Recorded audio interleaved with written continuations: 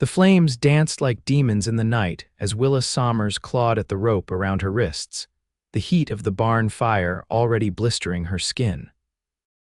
Through tears and smoke, she saw the silhouette of her new husband, Jackson Miller, watching coldly as the fire consumed the barn with her inside it. This was not the wedding night she had imagined when she'd agreed to marry the wealthiest rancher in Coyote Creek, Arizona Territory, 1885. Smoke filled her lungs as she struggled against the bonds, her white wedding dress now stained with soot and ash. The crackling of the fire drowned out her screams for help.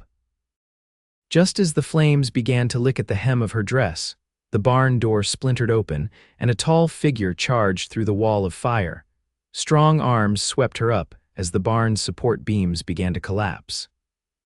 Willa could barely make out the face of her rescuer through the smoke and her own tears, but she felt the solid strength of him as he carried her from certain death. They burst through the flames into the cool night air, and as he set her down at a safe distance, he cut the ropes from her wrists with a quick slash of his knife. "You're mine forever," he said, his voice rough with emotion and smoke as his eyes startlingly blue locked with hers. "No one's ever going to hurt you again." Willa barely registered his words as unconsciousness claimed her, the trauma of her near-death experience overwhelming her senses. The last thing she saw was the face of Yates Young, the mysterious cowboy who worked her husband's neighboring ranch, a man she'd exchanged no more than a dozen words with before tonight. When Willa awoke, it was to the gentle swaying of a wagon. The sky above was still dark, scattered with stars. She tried to sit up, but a firm hand pressed her shoulder. "Easy now," came the deep voice of her rescuer. "You breathed in a lot of smoke." Willa turned her head to see Yates sitting beside her, handling the reins of a pair of horses pulling the wagon. His profile was sharp against the night sky, his jaw set in determination. "Where are we going?" she managed to ask, her throat raw and painful. "Away from Miller," Yates replied, not looking at her. "That man tried to kill you. I won't let you go back." Reality flooded back to Willa, the barn, the fire, Jackson's cold eyes as he condemned her to death. "He found out," she whispered. Yates glanced at her then. "Found out what?" "That I married him for his money," Willa confessed, too exhausted to lie. "I needed it for my brother's medical care in Denver. Jackson discovered the letters I'd been sending, the money transfers." Yates said nothing for a long moment, just guided the horses onward through the night. "That's still no reason to burn someone alive," he finally said. "What will happen now?" Willa asked, fear gripping her heart. "He'll come after us. He owns half the county, has the sheriff in his pocket." "We're headed to my cabin in the mountains," Yates said. "It's remote. We can lay low until we figure out our next move." "Our?" Willa questioned. "You don't even know me." "Why would you risk your life for me?" Yates's hands tightened on the reins. "I've known enough about Jackson Miller to know he's a cruel man. I've worked on the neighboring ranch for 2 years, watched him destroy people who crossed him, when I saw him drag you to that barn." His voice faltered. "I couldn't stand by." "Thank you," Willa whispered, her eyes filling with tears. "I don't deserve your help." "Everyone deserves a second chance," Yates replied quietly. They traveled through the remainder of the night, the rhythmic clop of hooves and creak of wagon wheels the only sounds between them. By dawn, they had reached the foothills, and by mid-morning they were climbing into the mountains, following trails that grew increasingly narrow. Yates's cabin was nestled in a small clearing surrounded by pines, a simple one-room structure with a stone chimney. He helped Willa down from the wagon, supporting her weight as her legs threatened to buckle beneath her. "It's not much," he said, almost apologetically as he opened the door to reveal the sparse interior: a bed, a table with 2 chairs, a small cookstove. "It's perfect," Willa replied, meaning it. After nearly dying in a fiery barn, this humble cabin seemed like paradise. Yates helped her inside and sat her on the edge of the bed. "You should rest," he said. "I'll take care of the horses and bring in some supplies." As he turned to leave, Willa caught his hand. "Why did you say it?" she asked. "Back at the barn, you said I was yours forever." A flush crept up his neck, visible even beneath his tan. "I don't know," he admitted. "It just came out. I guess I wanted you to know you weren't alone anymore." With that, he left her to rest, closing the door gently behind him. Willa looked down at her ruined wedding dress, now torn and blackened. With trembling fingers, she began to remove it, ready to shed the remnants of her disastrous marriage along with the garment. As she did, she found herself wondering about the enigmatic cowboy who had saved her life and made a promise she wasn't sure either of them understood. When Yates returned to the cabin, he carried a bundle of clothing. "These belong to my sister," he explained, laying them on the bed beside Willa. "She left them here last time she visited. They might be a bit large, but they're clean." Willa accepted the clothes gratefully. "Your sister visits you here?" "Used to," Yates replied, turning his back to give her privacy as she changed. "She's in California now, married a shopkeeper in San Francisco. I haven't seen her in over a year." Willa quickly changed into the simple blue dress, appreciating its practical cut and soft fabric. "You can turn around now," she said. Yates faced her again, his expression softening as he took in her appearance. "Better?" he asked. "Much," she confirmed. "Thank you," he nodded, then moved to the stove. "I'll make us something to eat, you must be hungry." As he worked, Willa watched him, taking in the broad shoulders, the confident movements of his hands. He was younger than Jackson, perhaps 28 to her 22, with dark hair that curled slightly at the nape of his neck, and a face that, while weathered from outdoor work, retained a certain boyish quality. "How long have you been up here?" she asked. "Built this place about a year ago," he replied, stirring something in a pot. "Needed somewhere away from the ranch bunkhouse, somewhere quiet." "Do you like being alone?" He paused in his stirring. "Never thought much about liking it or not, it's just how it's been." They ate a simple meal of beans and biscuits, and despite its plainness, Willa found it delicious. Her near-death experience had given her a new appreciation for life's basic pleasures. "What will you do now?" Yates asked as they finished eating. "After we're sure you're safe from Miller." Willa stared into her empty bowl. "I don't know, I still need money for my brother. He has consumption and the sanitarium in Denver is expensive." "How much do you need?" "More than I could earn in a lifetime of honest work," she said bitterly. "That's why I agreed to marry Jackson. He was wealthy and I thought." She trailed off, ashamed. "You thought you could tolerate being his wife if it saved your brother," Yates finished for her. She nodded, unable to meet his eyes. "There are other ways to get money," Yates said quietly. Willa looked up sharply. "I won't steal or do anything illegal." A small smile touched his lips. "I wasn't suggesting that. I've been saving for years. I might be able to help." "I couldn't accept your money," Willa protested. "Consider it a loan then," he countered. "You can pay me back when your brother is well." Willa studied him, puzzled by his generosity. "Why would you do that for me?" Yates's blue eyes held hers. "Because everyone deserves help sometimes, even beautiful women who make desperate choices." A blush heated Willa's cheeks at his words. No one had ever called her beautiful with such sincerity before. Jackson had called her pretty enough, but always with a critical edge, as if she were a horse he was considering purchasing. "Thank you," she whispered. "I don't know what else to say." "You don't need to say anything," Yates replied. "Just rest now. Tomorrow we'll figure out how to get word to your brother." That night, Yates insisted Willa take the bed while he made a pallet on the floor. As she lay in the darkness, listening to his steady breathing, Willa couldn't help but marvel at the strange turn her life had taken. Yesterday she had been a bride, then nearly a victim of murder. Today she was a fugitive, dependent on the kindness of a man she barely knew. Yet somehow, in this rustic cabin with this quiet cowboy, she felt safer than she ever had in Jackson Miller's grand house. The next morning, Willa awoke to find Yates already up and moving about the cabin. He had a pot of coffee brewing on the stove and was slicing bread at the table. "Good morning," he said when he noticed her watching him. "How are you feeling?" Willa sat up, taking stock of her body. Her throat still hurt from the smoke, and her wrists were raw where the ropes had cut into them, but overall she felt surprisingly well. "Better," she replied. "Thank you," Yates nodded, pouring her a cup of coffee and bringing it to her. "I need to go into town today," he said. "We need supplies, and I want to see if there's any word about what happened last night." Fear clutched at Willa's heart. "Is it safe for you to go? What if Jackson has men looking for us?" It's safer for me than for you, Yates pointed out. Miller might not yet know I was the one who took you. I can keep my head down, get what we need, and be back before dark. Willa knew he was right, but the thought of being left alone terrified her. What if he finds me here while you're gone? Yates reached under the bed and pulled out a rifle. Do you know how to use one of these? Willa nodded. Her father had taught her to shoot when she was young, before he died and left the family destitute. Good, Yates said, placing the rifle beside her, but you won't need it. No one knows about this place except my sister, and she's 1,000 miles away. After a quick breakfast, Yates prepared to leave. At the door, he turned back to Willa. Bar the door behind me. Don't open it for anyone but me.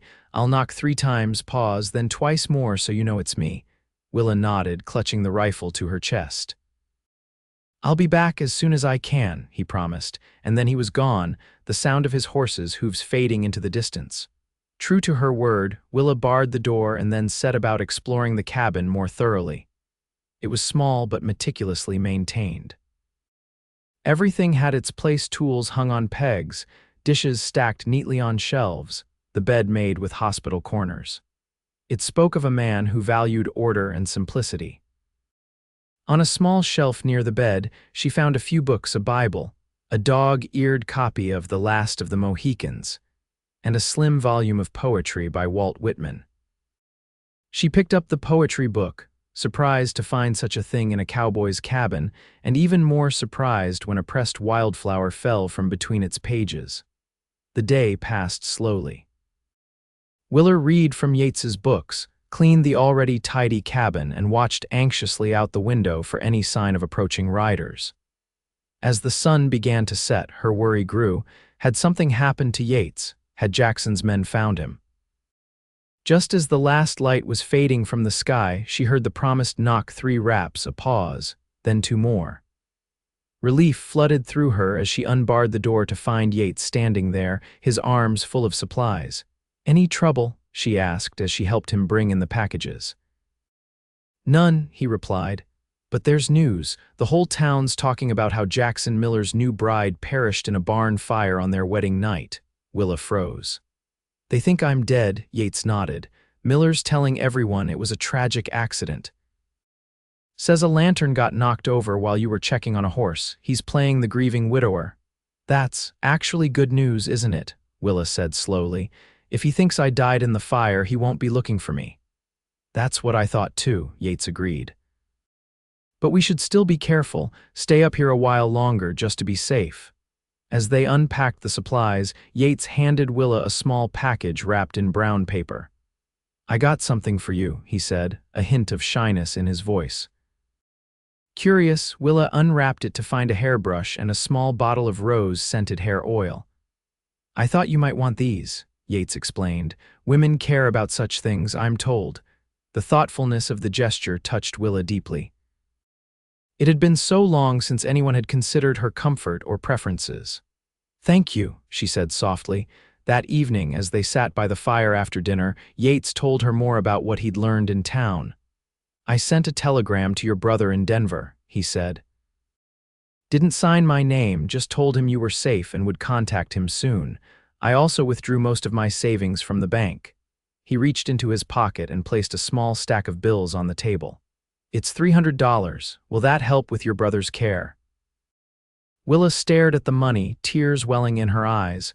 It would help enormously, but Yates, I can't take all your savings. Like I said, it's a loan, he insisted. You can pay me back someday.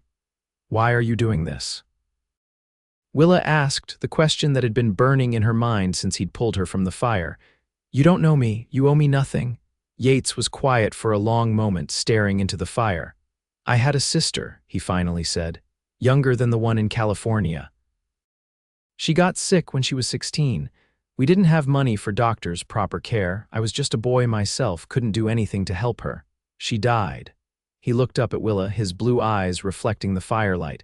I couldn't save her, but maybe I can help save your brother. Willa reached across the table and took his hand. I'm so sorry about your sister. It was a long time ago, he said, but he didn't pull his hand away. But I never forgot that feeling of helplessness when I saw you in that barn. He shook his head. I couldn't stand by and let someone else die if I could prevent it. You're a good man, Yates Young, Willa said softly. He gave her a small smile. Don't be too sure about that. I've made my share of mistakes. Haven't we all? She replied, thinking of her own desperate plan to marry Jackson for his money. They sat in companionable silence for a while, hands still joined across the table until Yates finally stood and announced it was time to sleep. Once again, he took the floor while Willa claimed the bed, but this time she fell asleep feeling not just safe but genuinely cared for. The next week passed in a strange, peaceful rhythm. During the days, Yates taught Willa about the cabin and the surrounding woods how to gather kindling where the freshest water could be found, which plants were edible. In the evenings, they would cook together and talk by the fire. Willa learned that Yates had come west after the war, working his way across the country as a cowhand until he landed in Arizona territory. He'd been saving money to buy his own small ranch someday, a dream that seemed further away now that he'd given her most of his savings. "I'll pay you back," she promised him again and again, "with interest."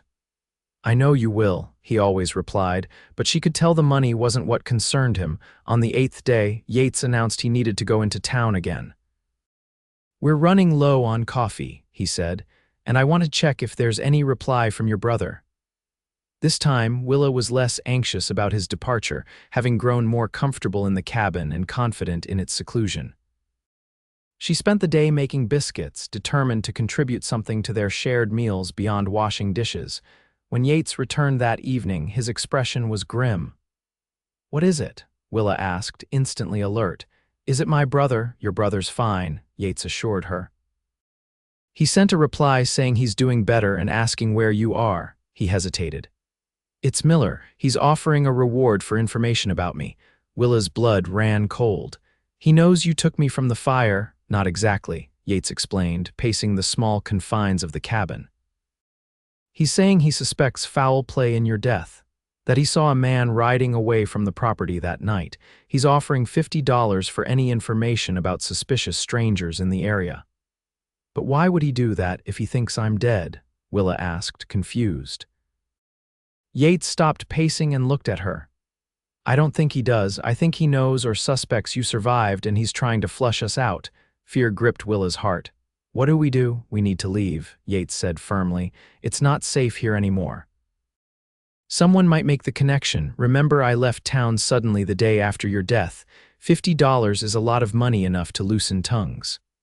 "Where will we go?" Willa asked, already moving to gather her few belongings. "North," Yates replied. "Into the Colorado territory. I have a friend in Durango who might help us. We'll leave at first light." They spent the night preparing packing food and supplies, plotting their route, taking turns sleeping so one of them was always on watch. By dawn, they were ready to depart. As Yates helped Willa onto his second horse, a sturdy mare named Sadie, his hand lingered on her waist. "I'm sorry," he said quietly.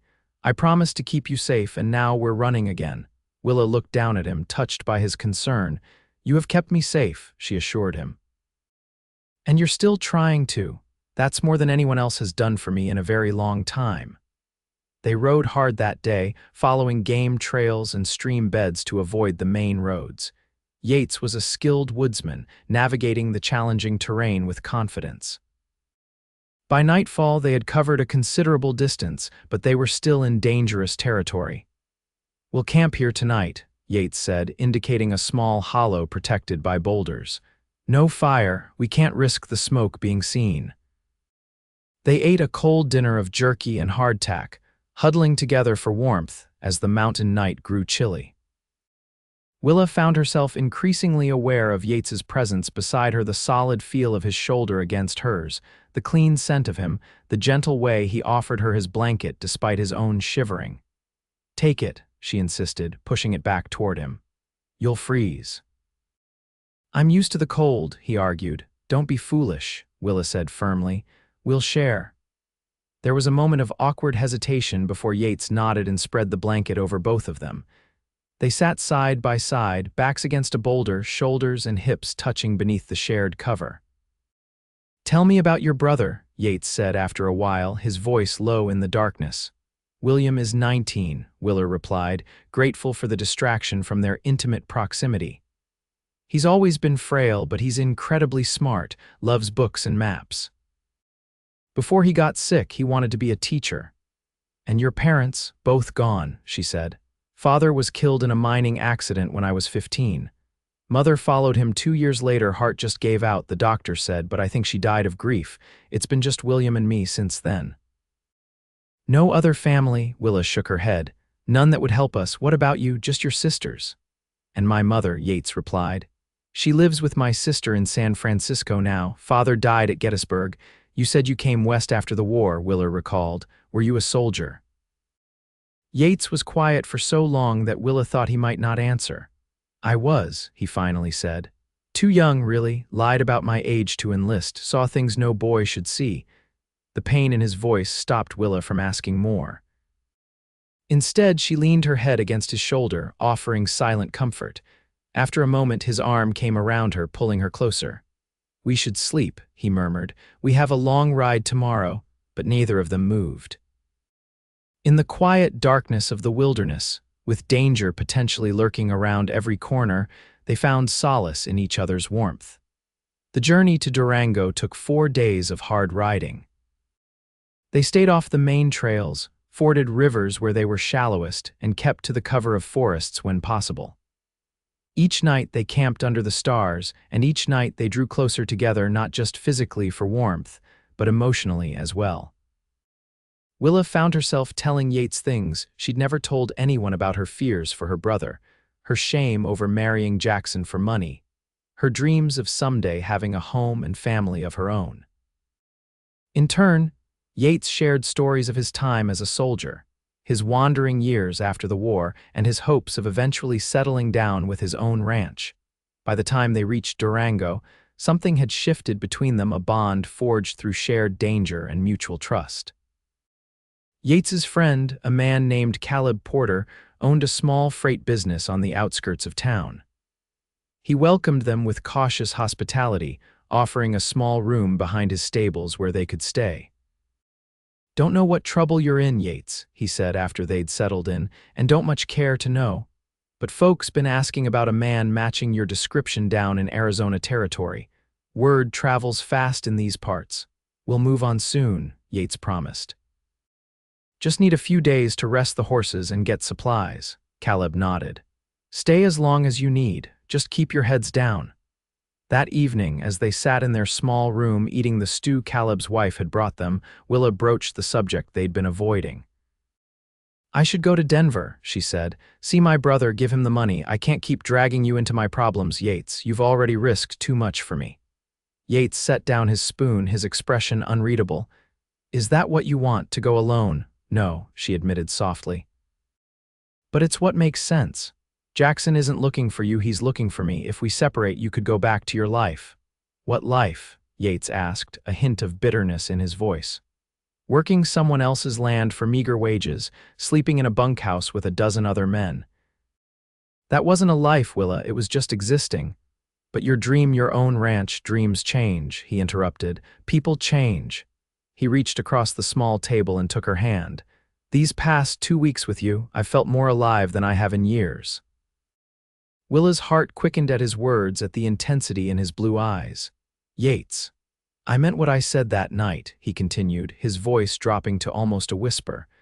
When I pulled you from the fire, you're mine forever, I didn't understand it then, it just came out, but I understand it now.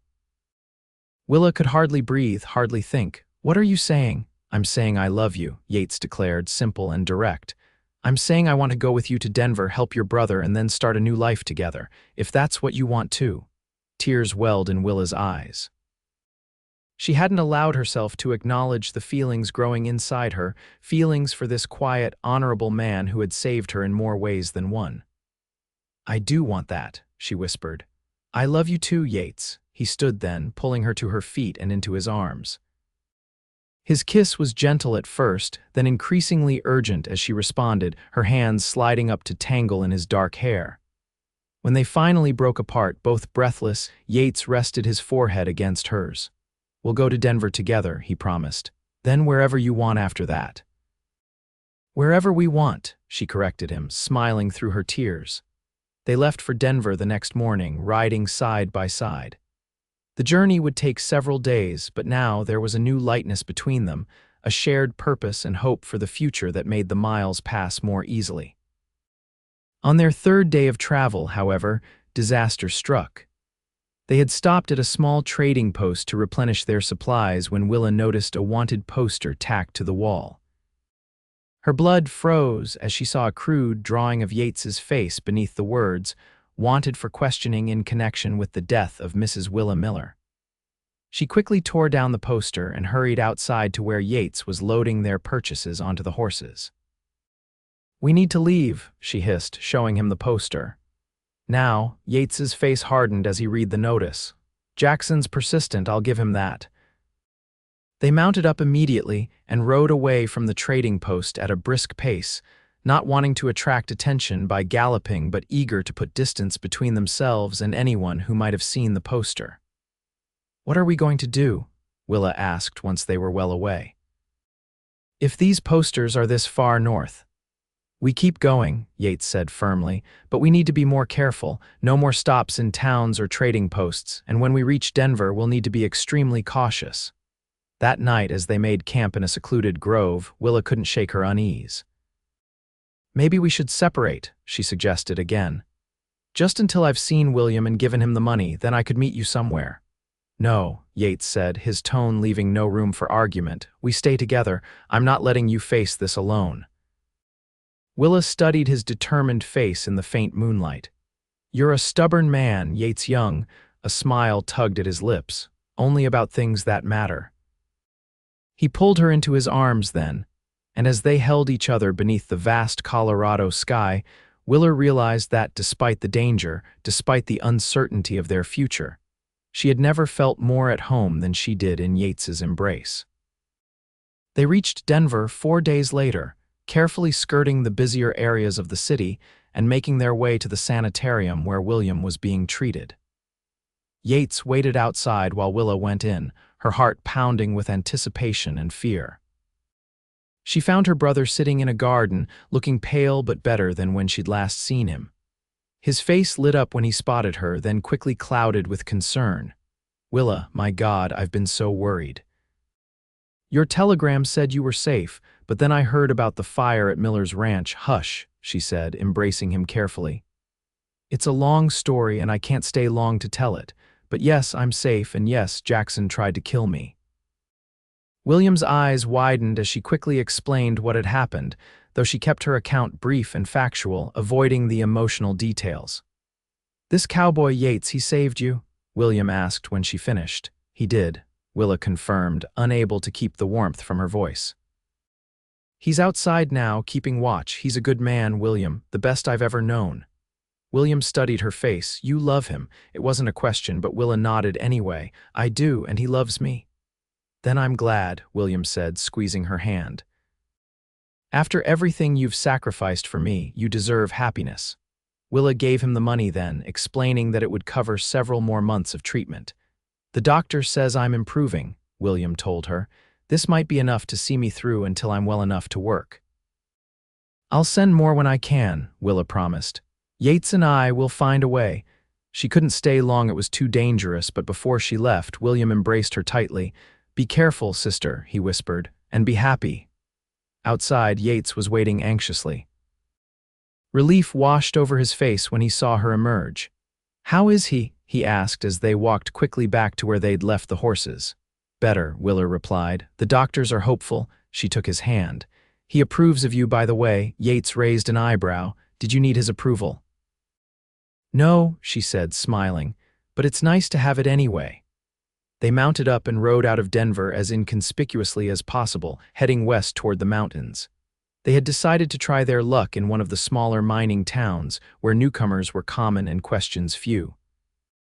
That night, camped in a sheltered valley, Yates pulled something from his saddlebag, a small leather pouch. "I got this in Durango," he said, looking uncharacteristically nervous. "Been waiting for the right moment." Curious, Willa opened the pouch. Inside was a simple gold band.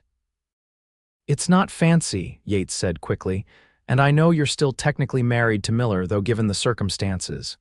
He thinks I'm dead, Willa reminded him, and tried to make it true. Even so, Yates continued, I wanted you to have this, as a promise. When we're settled somewhere safe, when your brother is well, when we can be sure Miller isn't a threat, I want to make it official, if you'll have me. Tears sprang to Willa's eyes as she slipped the ring onto her finger. Yes, she whispered. 1,000 times yes.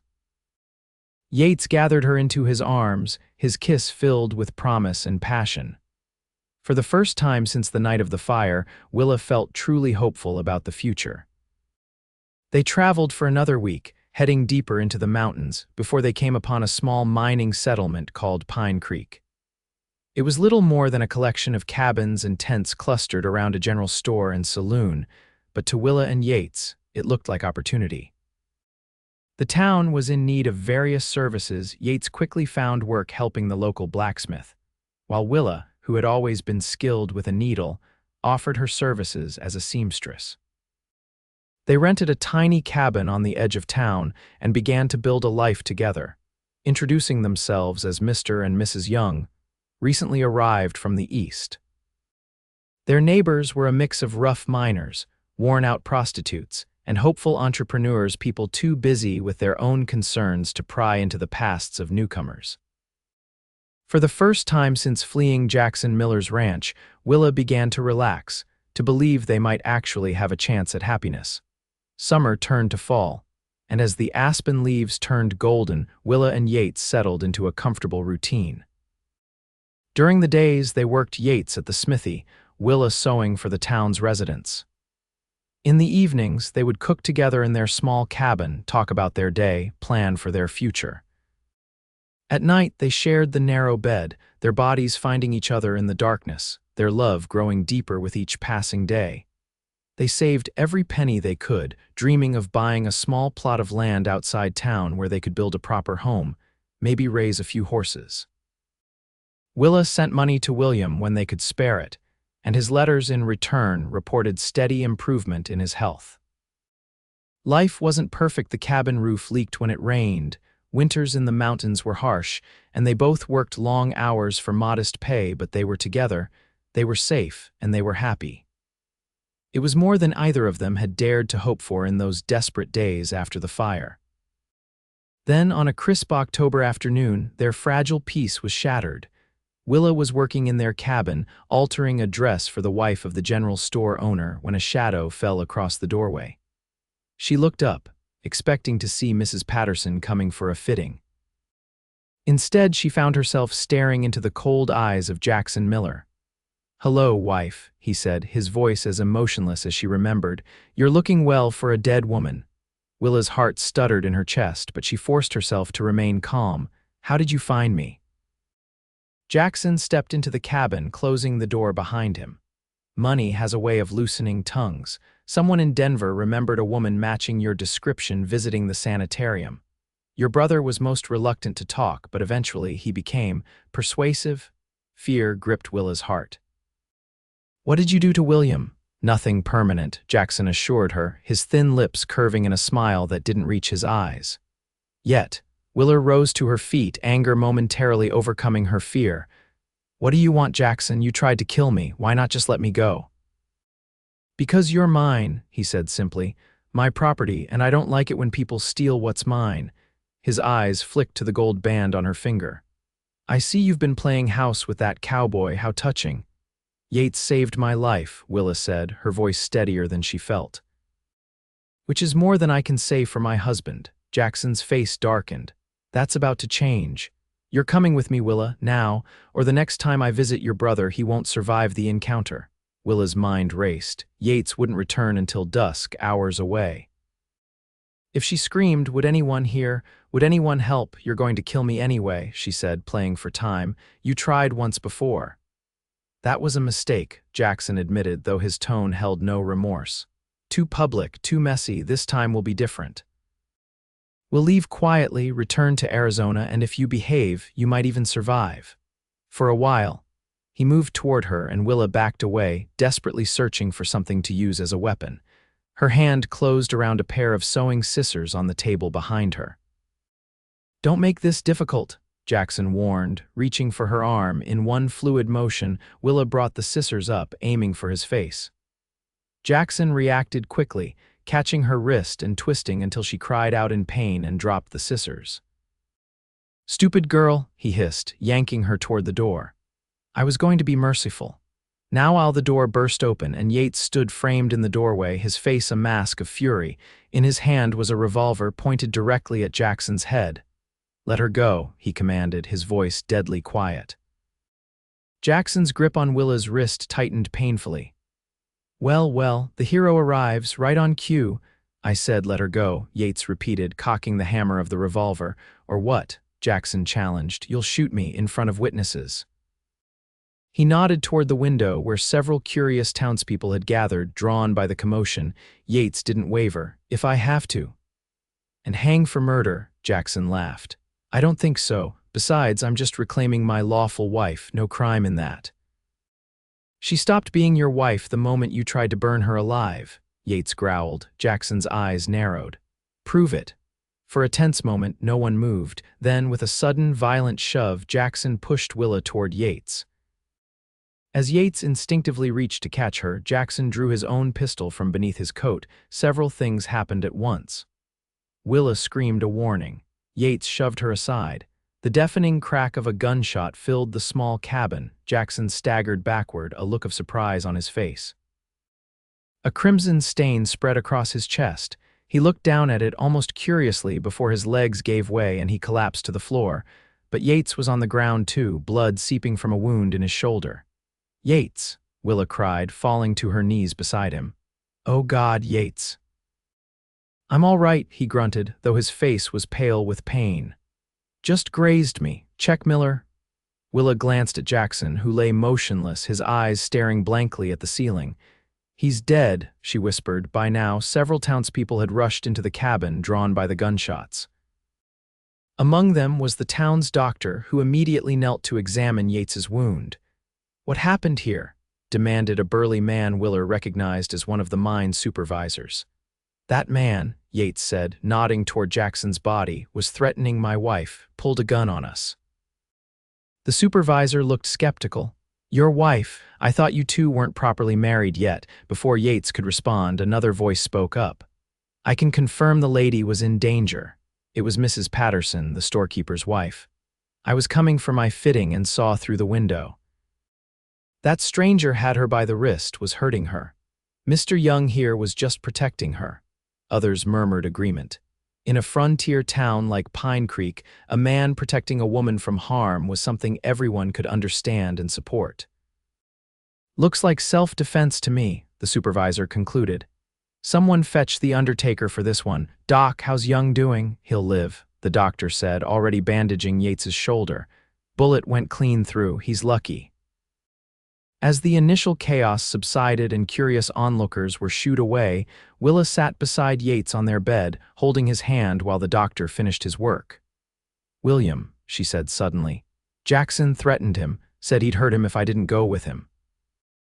"We'll send a telegram," Yates assured her. "Warn him, make sure he's safe." Once they were alone, Willa carefully helped Yates out of his bloodied shirt. "I was so afraid," she confessed, tears finally coming now that the danger had passed. "When I saw you on the ground." "Takes more than a bullet to keep me from you," Yates said, attempting a smile despite his obvious pain. Willa's hands trembled as she bathed his wound with the medicine the doctor had left. "It's really over now, isn't it? We're free." Yates caught her hand, bringing it to his lips. "We are. No more running, no more hiding." His blue eyes met hers. "No more pretending to be married when we're not." Despite everything, Willa found herself smiling. "Are you proposing to me, Yates Young, again?" "I believe I am, Willa Sommers," he replied. "Though I'd get down on one knee if I could stand without falling over." "I'll accept from any position," she assured him, leaning down to kiss him gently. They were married 2 weeks later in a simple ceremony performed by a traveling preacher. The entire town turned out for the occasion, having embraced the romantic story of the brave cowboy who had saved his beloved from a villainous former husband. That the details weren't quite accurate didn't seem to bother anyone. It was a good story, and in a place like Pine Creek, good stories were valued. William, now well enough to travel, arrived the day before the wedding, having received their telegram warning him about Jackson. "I was already planning to come," he told Willa as they embraced. "Jackson Miller showed up at the sanitarium, asking questions, but I never told him anything. He must have followed someone else's lead to find you." "It doesn't matter now," Willa said, her happiness at seeing her brother overwhelming any lingering fear. "He's gone, and we're safe." The wedding itself was more festive than either Willa or Yates had anticipated. The women of the town had decorated the saloon with wildflowers and ribbons, and someone had procured a barrel of relatively decent whiskey for the occasion. Willa wore a simple blue dress she'd made herself, with a crown of aspen leaves in her hair. Yates, his arm still in a sling but otherwise recovering well, wore his best shirt and a new pair of boots, a wedding gift from the blacksmith he'd been working for. "Do you, Yates Young, take this woman to be your lawfully wedded wife?" the preacher asked. "I do," Yates replied, his voice strong and sure. "Forever. And do you, Willa Sommers, take this man to be your lawfully wedded husband?" Willa looked into Yates's blue eyes, remembering the night he'd pulled her from the fire, the promise he'd made then. "I do," she said. "Forever." As the preacher pronounced them husband and wife, and Yates bent to kiss her, Willa felt a sense of rightness, of completion. They had survived fire and flight, danger and desperation, to find their way to this moment. The celebration continued well into the night, with music and dancing and more than a few ribald jokes at the newlyweds' expense. Finally, amidst cheers and well wishes, they made their way back to their cabin, now officially their marital home. Inside, Yates surprised Willa by producing a bottle of champagne, a luxury almost unheard of in Pine Creek. "Been saving it," he explained as he struggled one-handed to open it. For a special occasion, Willa took the bottle from him, popping the cork with practiced ease. "Allow me, husband," she teased, pouring the bubbling liquid into 2 tin cups, the closest things they had to proper glasses. "To us," Yates said, raising his cup, "and to the future." "To us," Willa echoed, clinking her cup against his. Later, as they lay tangled together in their bed, Yates traced lazy patterns on Willa's bare shoulder. "I have something to tell you," he said. "A wedding gift of sorts." Willa propped herself up on one elbow, curious. "What is it?" "I bought land today," Yates announced. 10 acres just outside town. Good soil, a stream running through it, room enough for a proper house, a stable, maybe a few cattle. Willa stared at him in shock. "How? When?" "Been saving again," he admitted. "And the blacksmith offered me a partnership in his business. Between that and your sewing, we should be able to build something good, something that's ours." Happy tears filled Willa's eyes as she kissed him. "Our own place," she whispered, "our own home." "That's not all," Yates continued, suddenly looking nervous. "I was thinking, that house we build. It might need more than just 2 bedrooms. Willa's breath caught as she understood his meaning. "Are you saying you want children?" "I'm saying I want a family," Yates clarified. "With you, if that's what you want too." "It is," Willa assured him, her heart overflowing with love for this man who had given her so much safety, freedom, a future. "It's everything I want." Spring came to Pine Creek, melting the snow and bringing new life to the mountain slopes. On their land outside town, the framework of a house was taking shape, a solid 2-story structure with wide windows to catch the morning light. Willa stood on what would eventually be the front porch, one hand resting on her swollen belly, watching as Yates and William worked together to raise a beam into place. Her brother had decided to stay in Pine Creek after the wedding, finding work as a clerk in the general store and, more recently, offering reading lessons to some of the miners' children. Life wasn't perfect. There were still hard days, still challenges to face. The memory of the barn fire sometimes woke Willa in the night, her heart pounding with remembered terror. But Yates was always there, his arms around her, his voice gentle as he reminded her they were safe, they were together, they were free. As the men finished securing the beam, Yates looked over and saw her watching. He said something to William, who nodded, then made his way across the construction site to where she stood. "Should you be out here?"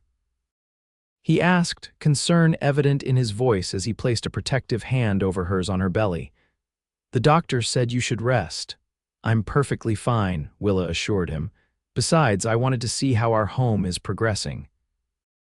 Yates looked up at the half-built structure, pride evident in his expression. "It'll be ready before the baby comes, I promise." "I know it will," Willa said, leaning into his embrace. "You've never broken a promise to me yet." He bent to kiss her, his hand still gentle on her stomach where their child grew. "And I never will," he vowed. "You're mine forever, remember." Willa smiled up at him, remembering that night in the burning barn when a stranger had pulled her from the flames and into a life she could never have imagined, a life of love, of family, of hope. "Forever," she agreed, and knew it was true. The house was finished just as summer reached its peak, a sturdy structure of wood and stone that would withstand the harsh mountain winters. Yates carried Willa across the threshold despite her protestations that, at 8 months pregnant, she was far too heavy for such gestures. "Nonsense," he declared, setting her gently on her feet in what would be their parlor. "It's tradition.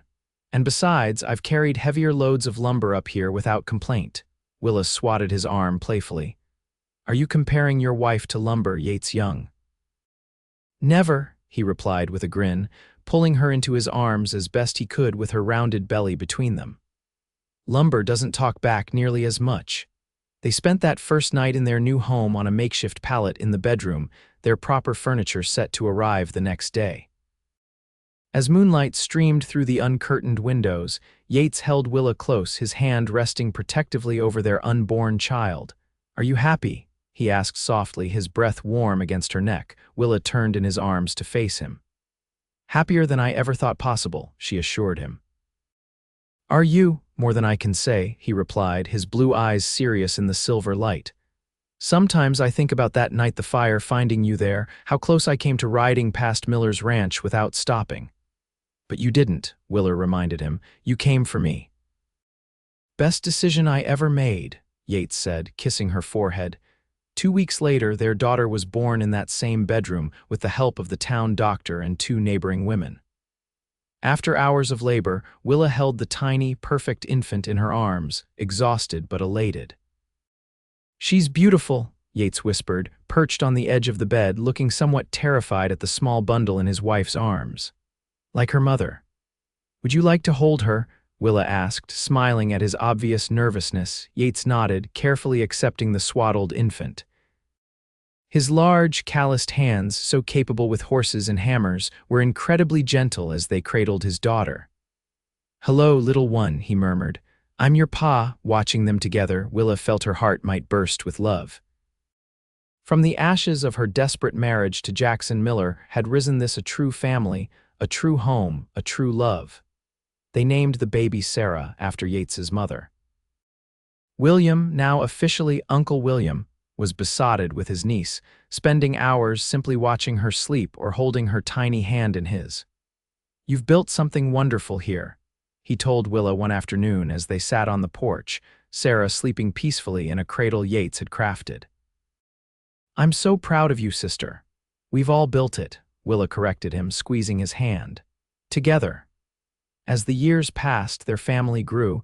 A son joined them 2 years after Sarah's birth, a sturdy boy they named James, who had his father's blue eyes and his mother's determined spirit.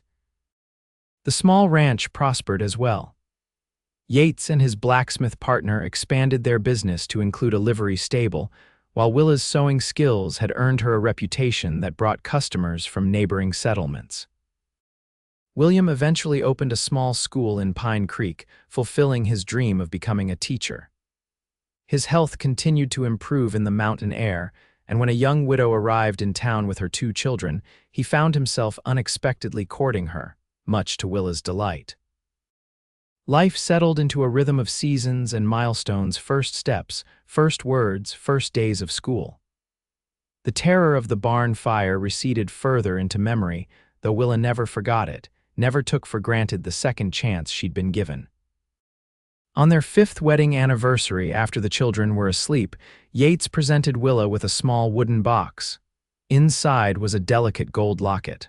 "Open it," he urged. Inside were two tiny portraits, one of Sarah, one of James, expertly painted by a traveling artist who had passed through town the previous month. "Yates, it's beautiful," Willa breathed, immediately fastening it around her neck. "I wanted you to always have them close to your heart," he explained. "Even when they're grown and gone." "They won't be gone for many years yet," Willa reminded him, though the thought of her children leaving someday brought a pang to her heart. "True enough," Yates agreed. "Though the way Sarah bosses the other children around, I wouldn't be surprised if she's running this town before she's 20. Willa laughed, leaning into his embrace. "She comes by it honestly. Her father has always been rather commanding himself." "Only when necessary," Yates defended himself with a smile. "Like when rescuing beautiful women from fires." Willa's expression grew serious. "Do you ever regret it, saving me that night? Everything that came after running from Jackson, giving up your savings, taking a bullet." Yates cupped her face in his hands. "Not for a single moment," he said firmly. "Everything I am, everything we have together, it all began that night. How could I regret the best thing that ever happened to me?" As he kissed her, Willa knew with absolute certainty that this was where she belonged, in this house, in this life, in this man's arms. From the worst night of her life had come the greatest blessing, a love that had quite literally been forged in fire. "You're mine forever," Yates had promised that night as he carried her from the burning barn. 5 years, 2 children, and countless memories later, Willa knew it was the truest promise ever made. And as they stood together on the porch of the home they'd built, watching the sun set behind the mountains, Willa thought about all they had overcome, all they had created together. The fire that had nearly ended her life had instead become the spark that ignited a new beginning, one filled with love, family, and a happiness she had never dared to dream possible. Forever, it turned out, was just the beginning.